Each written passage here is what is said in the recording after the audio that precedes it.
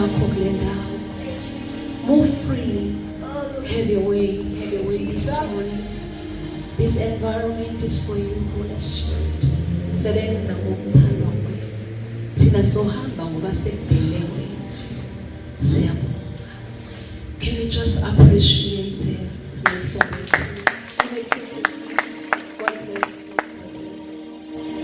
Thank you, Jesus.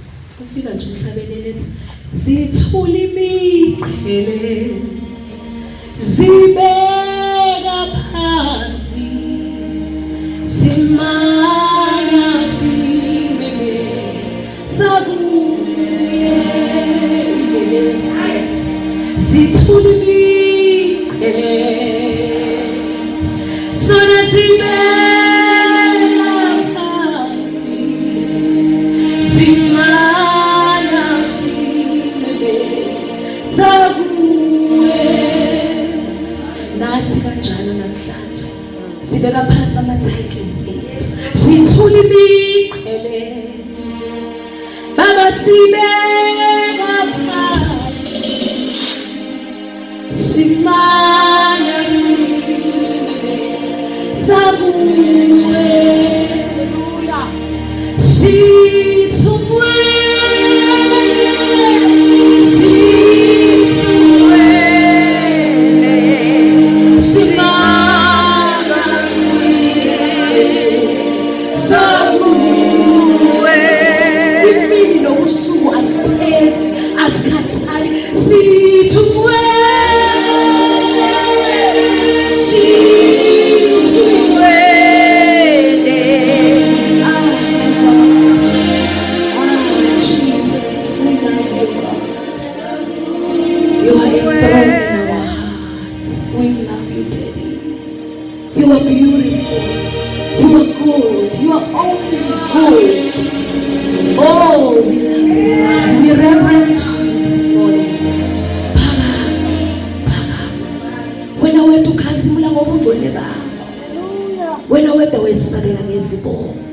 ubani uNkulunkulu ofaniswa nawe, ubani uNkulunkulu olinganiswa nawe.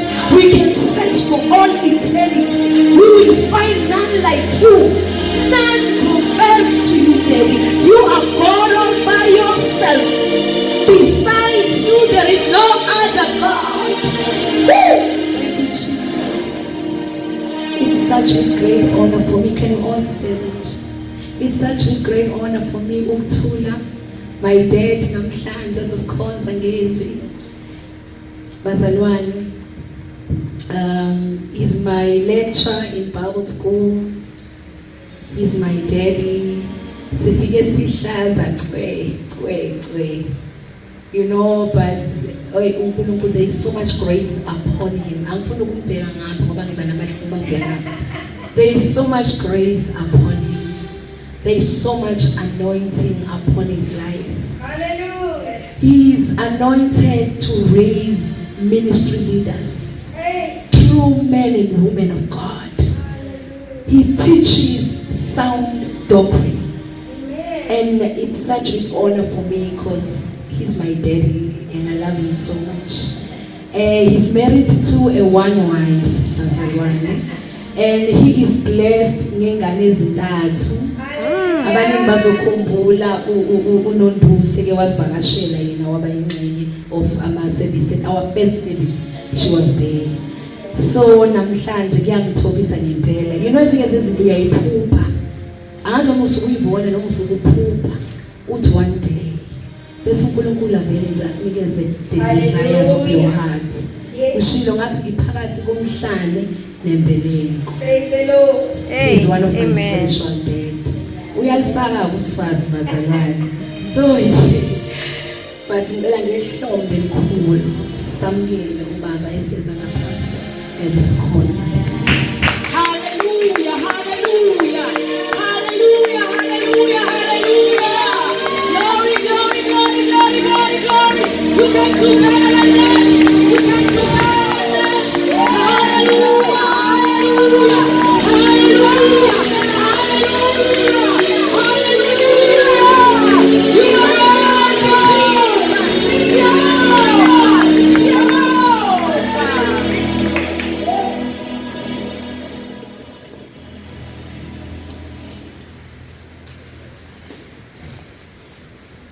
ngifake le mask. Ngoba uma ufika endaweni abakhona abazi ukuthi ufika na. Noma futhi wena oza khona awazi ukuthi uzothola ini. Amen. Kodwa with faith uNkulunkulu asiphe yona ukuthi konke siyakunyathela ngegama lika Jesu. Amen. Hallelujah. So uma sihlangene lana sihlangana ngokukholwa. Thank you, Jesus. Yizwi kaNkulunkulu. Amen. So ke ugcina nje umthetho okhona. Bazalwane bami. Ngibingelele nonke egameni elihle leNkosi yami uJesu. Amen. Ngibingelela ekoqala. I think it's appropriate to say the founder. Amen. Yes, Lord. Yes. The founder of this ministry, Amen. your daughter, my daughter, Amen. my daughter. Hallelujah. Ngegama elihle leNkosi yami uJesu. Thank you for inviting me. Ukuba ngibe ingxenye yomsebenzi namhlanje. Ngibingelele umama uMadlala kunye nondodakazi lapha. Amen. If I'm not mistaken, ndodakazi. Okay, ahamba naye ngegama leNkosi. Praise the Lord. Ngibingelele yonke indlu abomama osisi okujunono ngegama elihle leNkosi yethu Jesu. Hallelujah.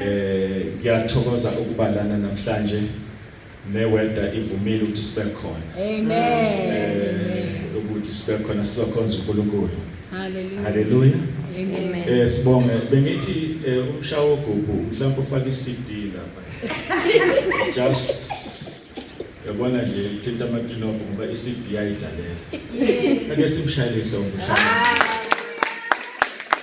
Siyabonga mfowethu ushaya umnando lokhu black wenza ukuthi umuntu akhuphukele. Ngisho with upper room. You know what happened in the upper room? Yes. If you invite people, just remind them about what happened in the upper room. That is Acts chapter 2. There was an upper room in Jerusalem where all things started. It began at that time. Yes. So in the upper room, in the history of Christianity, we have vela ukuthi it was in the upper room. La kwenzeka khona isimanga, and the fulfillment of what Joel said, Joel chapter 2, ukuthi uNkulunkulu uzawuthulula umoya wakhe phezu kwenyama yonke.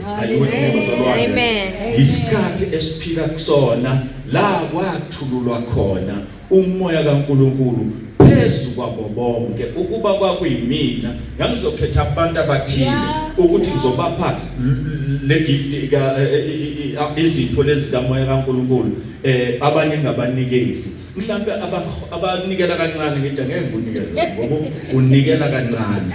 Mhlawumbe futhi ngibuke ukuthi ugqoke kanjani bese ngiyakubona uNkulunkulu akazange akubuke kanjani. Wathi onhliziyo yakhe evumayo, ovula inhliziyo yakhe uyamukela isipho sikamoya ingcwele.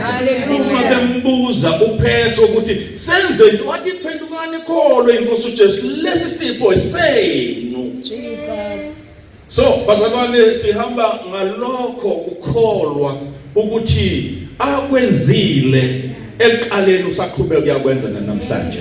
So sandisa umbuso kaNkulunkulu. Awutshene umakhelwane ukuthi sandisa umbuso kaNkulunkulu. Siyawandisa umbuso kaNkulunkulu. How do we expand the territory of this kingdom? By preaching the word. Akukho kunye bazalwane kwenze njani?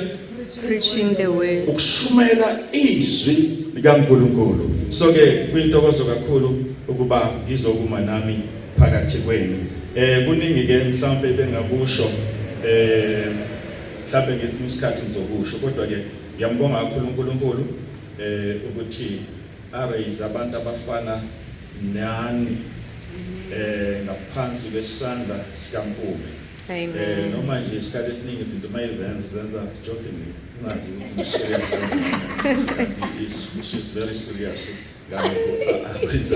So let me tell you, even when they started the school, I was not sure that they were serious. I nearly chased them away, but no. I got in a situation. But thank God to go to you. No, okay. Okay, no, siyabonga kodwa siyabonga. Kuthiwa ngizoshare nje izwi phakathi kwenu mamadlala kwintokozo ukubona. Hallelujah. Praise the Lord. Siyabonga uNkulunkulu ukuthi kwaze kuphuma nangile wede nje. Siyabonga ukuthi akesishaya izandla mama. Sekuyisikhathi njalo bazalwana nginabo. We visited ilokuzana Pretoria. Yes. Pretoria eMabopane. So there was a time la sabakhona futhi sahlangana nespanning from all over. So on Sundays we visited izindawo ezihlukeneyo. So they were with umama Lokopane nomama uMadlala. So kwaba intokozo umuze share ngalelo la. Bengithi namhlanje uzoshare. Yes, next time. Judges chapter 6.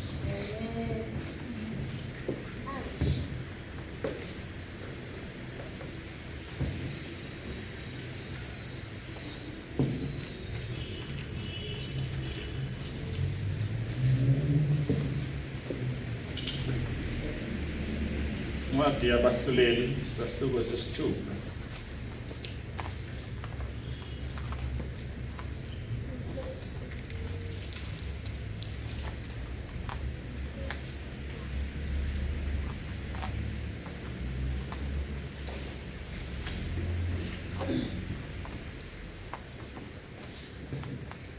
Angazi noma ngizwe kahle noma mhlawumbe bese ngikwelinye izwe. Mighty Sinomhlobo Oh Jesu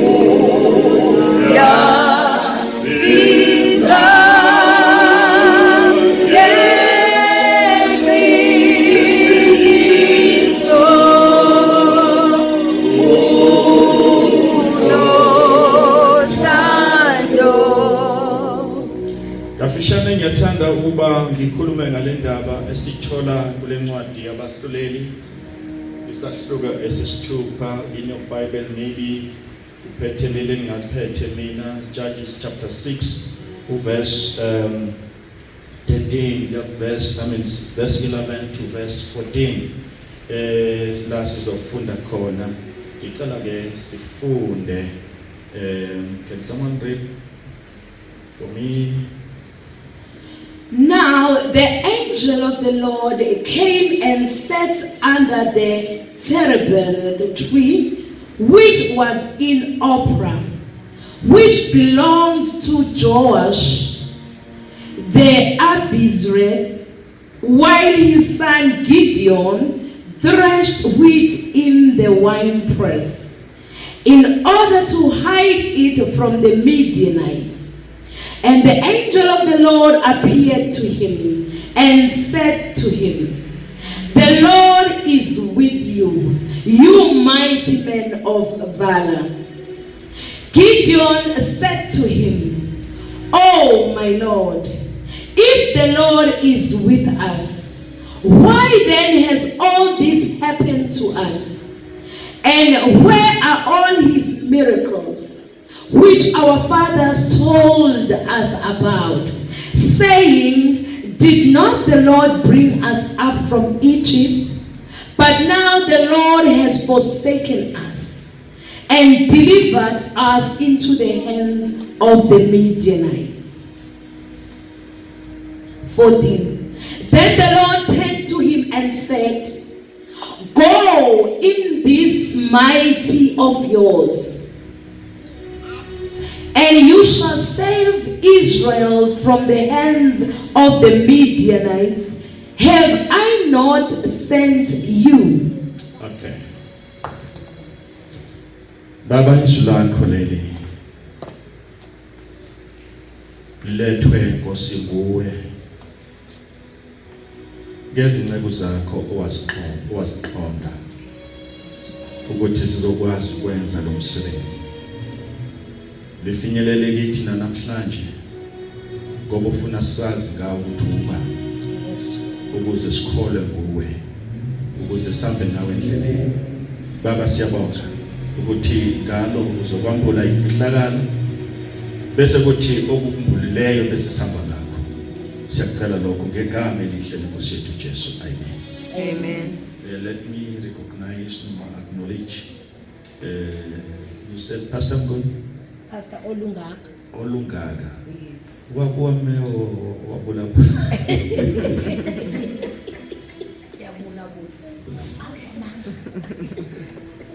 Also I believe why. See?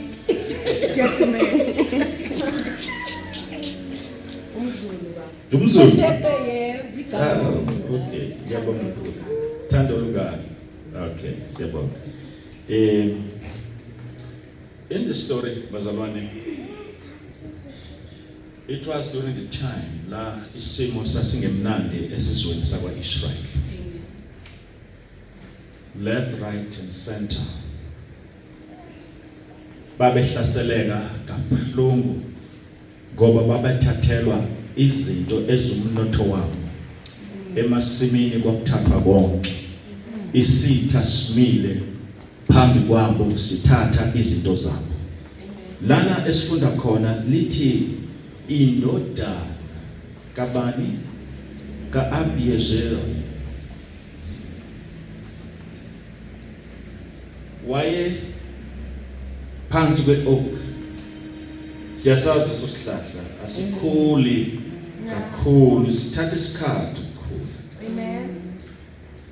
And uma sesenza umsebenzi omuhle ukuthi uma usungena emakethe uyofuna i-oak, uyazi ukuthi ufanele ephaketheni ungene ngoba isihlahla sekhethene. Amen. So ungaphansi kwalesi sihlahla, lesihlahla lithi wayethukuse kuso, wayefihlile fihleni. Ake sifunde la ku verse 11.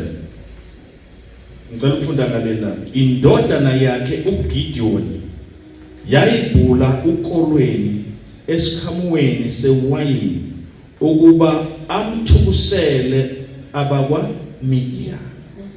So lelo kusasa uma esekuwenzile lokho wayezokufihla akufihlele abakwa Midian. Aba Midian bayini? Bayisizwe esithile esasimakhelwane noma sasingekude kakhulu noIsrael.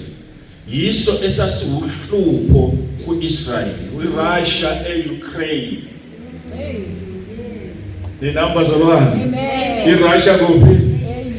iUkraine ithi waze waba uhlupho Russia. bashiya amakhaya ngenxa yerussia. Baphelelwa umnotho ngenxa yerussia. So nalana kwakuyileso simo ukuthi babelinda nje ukuthi masuzovuthwa nje ukuhlasela. Kodwa zonke lezi zinto uNkulunkulu uyasibuka.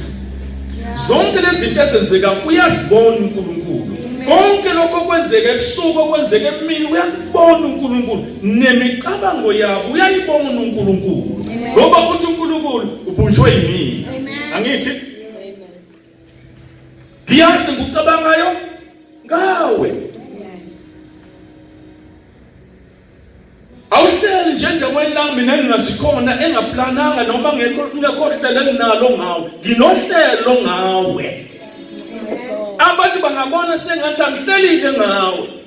Kodwa mina uNkulunkulu I've already planned izinto zakho. Noma ngabona ngathi akabikho namhlanje kodwa yena usehlelile uNkulunkulu. Babengazi bona ukuthi lesi simo esiphezu kwethu siyokwenza njani, ubani ozokhamuka azosilekelela kulesi simo esibhekene naso. Sasingemnandi isimo sokuthi uthi unokudla okubekile kodwa kusasa kusekho. Kwakuyisimo esingemnandi leso. Verse 12 futhi ingelosi kaNkulunkulu ingelosi kaJehova yabonakala kuye. Yathi kuye uJehova unawe wena qhawe elinamandla. Awucabange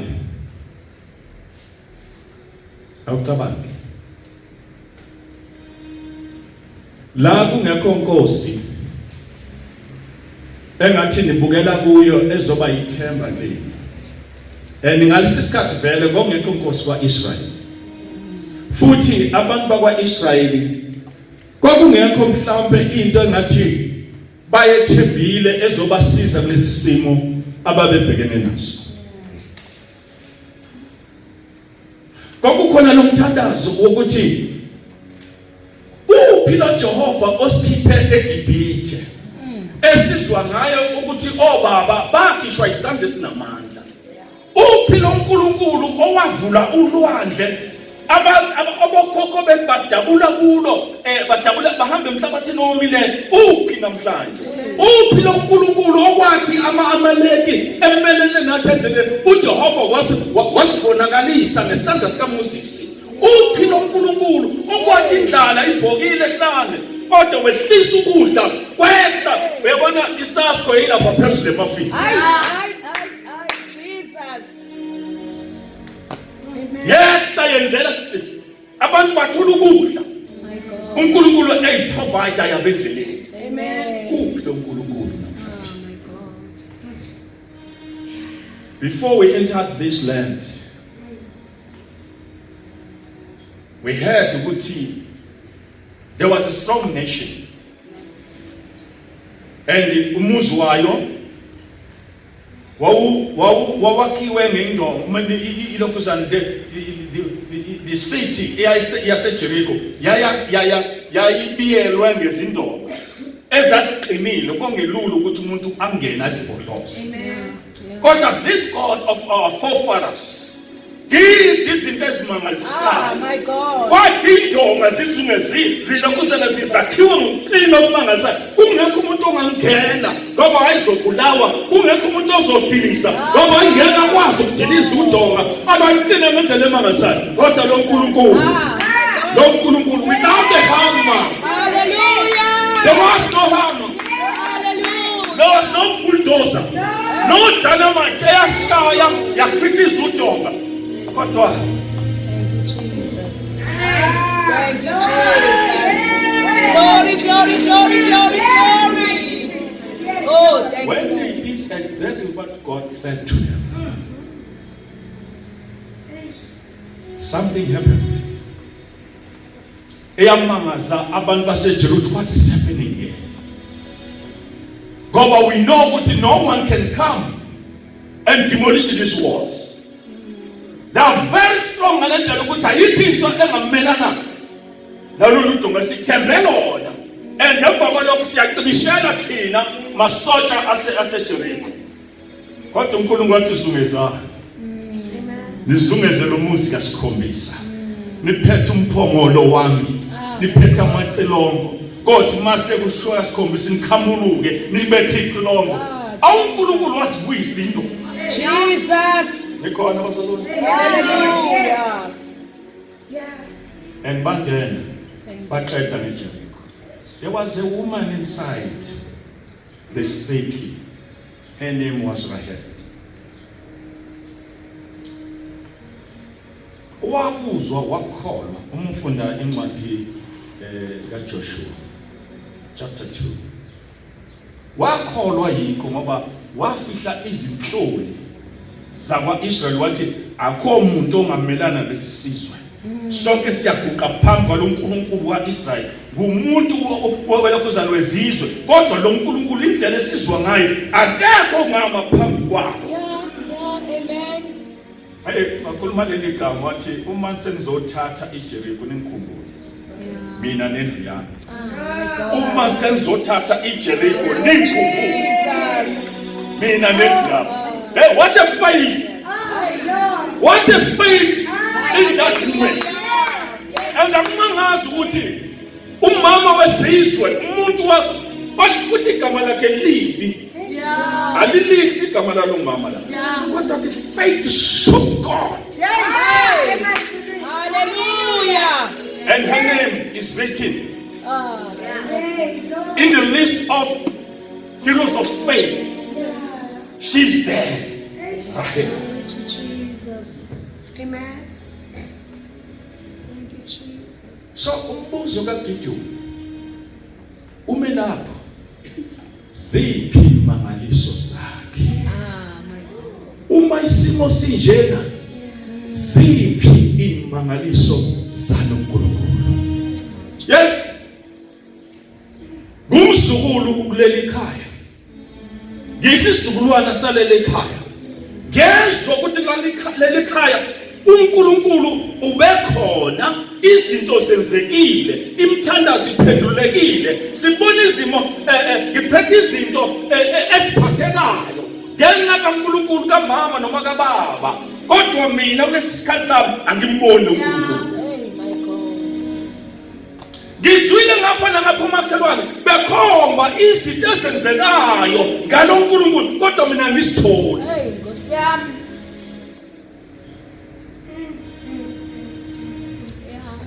I've tried many ways to find this God.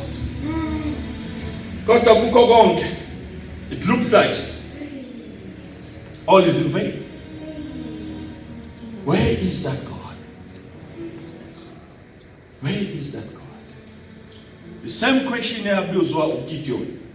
Eyibuza kule ngilosi iyafika kuye enza lo msebenzi wokubhula amalokuzana uqolo.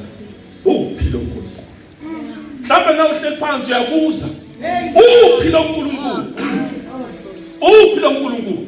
Ngishunyezwa mihla namalanga. Uphi lo Nkulunkulu? Kuthiwa ngikhuleka uphi lo Nkulunkulu? Wenzani empilweni yami? I'm suffering right now. My God. But I don't find answers. I've read the Bible, no answers. I've attended many services, no answer. I'm a revival, no answer. Where is that God? Oh, my God. Where is that God? Angisazi isimo esikhona ekhaya. Angikwazi umbuzo onawo namhlanje ukuthi umbheka kanjani uNkulunkulu. Angisazi isimo sakho ngokomsebenzi sinjani. Nokuthi ubuza bani kulezi zinto ezifika empilweni yakho ngoba sometimes when you are facing with situations, let me put it like this, when situations are facing you, Hey. who's asking questions? It's you or situations? What are you going to do? Asking you. Nikhona bazalwane. Njengoba uthi uyakholwa isimo uzokwenze njani? Where is your God now? Ah, my God. Where is your God now? Where is? Oh, Jesus. Hallelujah. Hallelujah. Mbuzo obuzo uGideon. Uphi lo nkulunkulu? Ziphi imangaliso zakhe na? Abasitshela ngazo obaba bathi uJehova akasikhuphulanga eGibhithe na? Kepha manje uJehova usilahlile wasisinikela esandleni sakwaMidiyani. Isikhathi esiningi masingabazalwane iblame siyisa kuNkulunkulu. True. Hey, sisize Nkosi. Iblame siyisa kuNkulunkulu. Masivelelwa izimo iblame siyisa kuNkulunkulu. Abanye baze balahle nokukholwa ngoba bengibona uNkulunkulu ukuthi akabasebenzeli. Babuyile emuva. Kodwa umhlabeleli esiuhlabelelayo akhuluma amazwi kaNkulunkulu kithi. uNkulunkulu yena okhuluma kithi athi be still and know that I am God. Be still and know that I am God. Be still and know that I am God. There is an answer.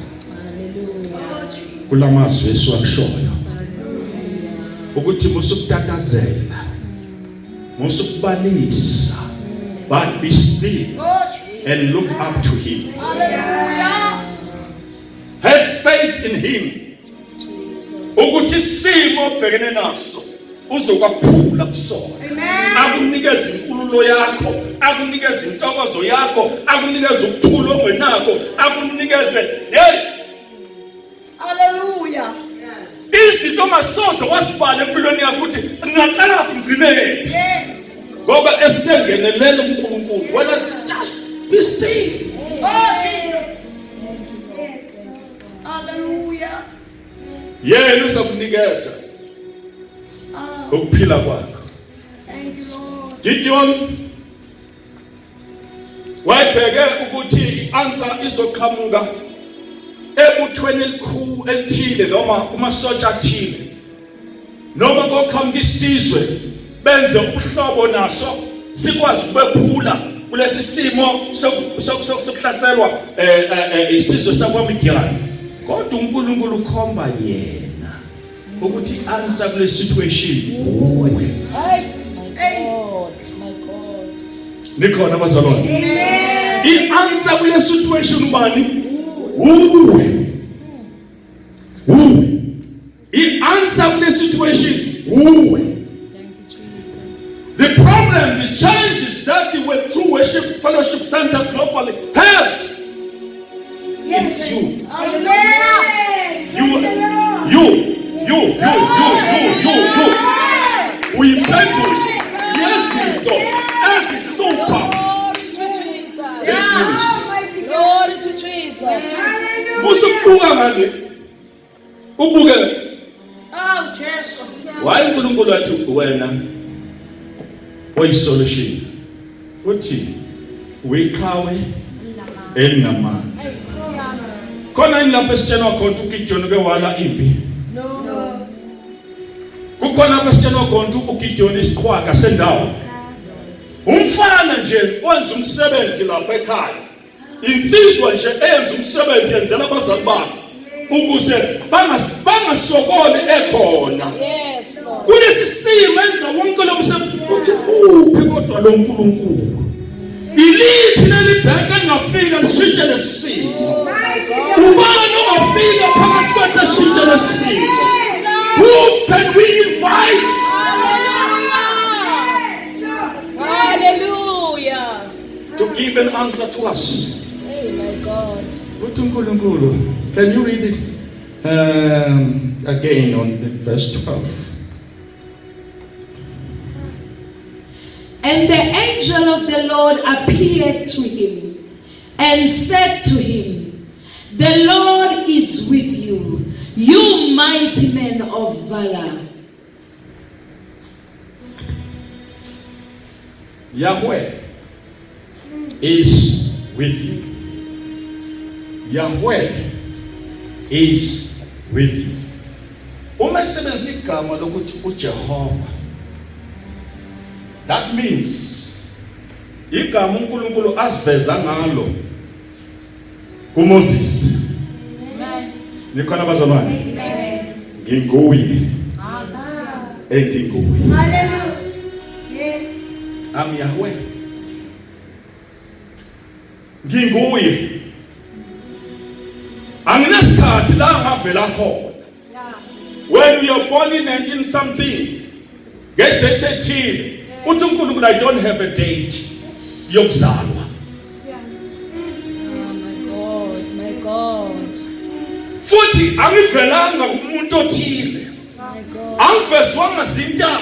My God. Angidinganga umhlaba ukuze ngibe khona. Umhlaba wongekho ngikhona. Hey, Jesus. Izulu belingekho mina ngikhona. Hallelujah. I don't need heaven ukuze ngibe khona. Yes, I don't need earth ukuze ngibe khona. Ngizikhonela ngokwami. I'm Yahweh. InguJehova. Glory, glory, glory. InguJehova. Uthi lo noJehova ukuwe. And just imagine. Lo nkulunkulu ongadinganga ukuzalwa, lo nkulunkulu ongadinganga izinto abekhona, ukuwe. Yes, Lord. My God. Ukodwa kha. Siyabonga. Ukuphi? Oh, Ukuwe. Jesus. Wena qawe Oh, elinamandla. Amen. When we are in Christ bazalwane. Sini zindaba ezintsha. Angithi? Yes. And ithi kukhona umoya kaNkulunkulu. Athi uJesu kubafundi bakhe. Niyosho uma nikholwa uthi wena intaba ezinjani? What you need is faith. Amen. And believe in the word kaNkulunkulu. Yes, Lord. Verse 14 lesithi phinde unalamazwi. Uyiqhawe namandla uJehova nawe. Hamba ngalamandla akho. Umsindise uIsrael. Amen. My God. Hamba ngalamandla. Amen. Thank you, Jesus. Umsindise uIsrael. Thank you, Lord. Khona izinto ezikuwe. Khona izinto uNkulunkulu ayibeke kuwe. Kodwa awukaziboni isikhona kuwe. Yazi umuntu mighty kubuhlungu onyaweni. Angikwazi ukuhamba kahle. Akaqhamuka inyoka. Akaqhamuka inyoka. Oh, Jesus. Uzobona ukuguma kanjani. Ushiya isithunzi sakhe. Uma lesi simo siqhamukanga besingeke sibone uyakwazi kanti ukuguma. Bese lokhu simtatamisa njalo. Aqhamuka inyoka ulahla lapho ubhoko ulahla yonke into yabaleka. Kwesinye isikhathi uNkulunkulu wathumela ama challenges phezu kwethu. Ukuze kubonakalise amandla akhe kithi. Angazi noma uyakwazi. Ukasivumela isimo sibe phezu kwethu ukuze asibonakalise yena. Ingakangazange abe namahlolo kumtshela uGideon. Gideon in you. In you Gideon. Kunamandla asabekayo. Ngithi mina hamba ngalamandla onawo. Ungabheka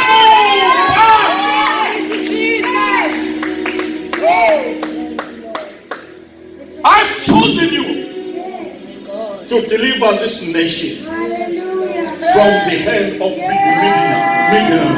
Jesus. Siyabonga. Jesus. Ungahambi ngokubona izinto zabantu. Yeah. Hamba ngokuthi uNkulunkulu njani uthini. Nkosi yami. Thank you, Jesus. Hey, bengathanda ukuvakashela indaba kaDavid. Thank you, Jesus. Kodwa isikhathi asivumile. uDavid wayemncanyana. Kodwa khona izinto uNkulunkulu ayibekile. Ekhala kubo wayibonakala njengomfana ongelutho. Nayazi indaba. Yeah. Samuel oqala isahloko 16. Jesus.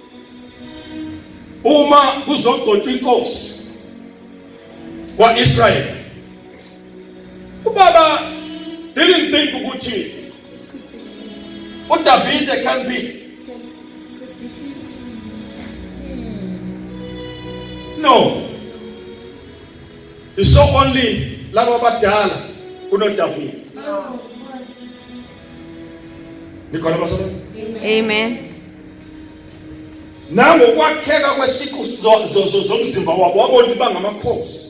Kwesinye isikhathi ezinye izinto uyithatha ngokubuka kwethu basona. Hayi ngokuthi uNkulunkulu uhlalisele.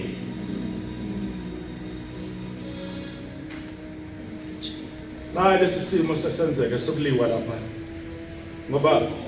Ngoba amaFilisti nawo ayifana nama Midian. Philistines empilweni kaIsrael wayeuhlupho ngale omsenkosini. Inkosi yafika mbheka yathi ha umfana omncane kangaka yini ezokwenzeka ngawe. Nikhona bazalwane? Amen.